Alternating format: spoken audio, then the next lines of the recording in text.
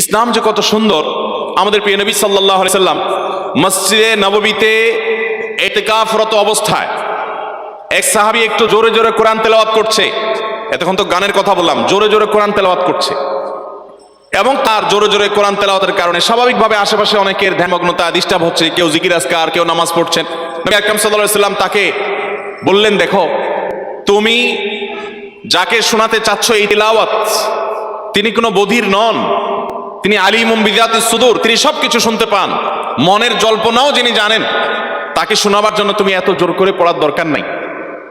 তার মানে আশেপাশে লোকদের কষ্ট হচ্ছে, নবী করিম সাল্লাল্লাহু আলাইহি সাল্লাম তাকে উচ্চ স্বরে অর্থাৎ স্বাভাবিক স্বরের চাইতে অনেক বেশি জোরে, যাতে মানুষের ডিস্টার্ব হয়, সেইভাবে কোরআন তেলাওয়াত করতে নিষেধ করেছেন। অথচ আমাদের এই সমাজে দেখবেন যে অনেকে মা বাবা মারা যাওয়ার পর বা কোনো এরকম আনুষ্ঠানিককে কেন্দ্র করে মাইক লাগিয়ে হাফেজ সাহেবদেরকে ভাড়া করে এনে কোরআন তেলাওয়াত করায়।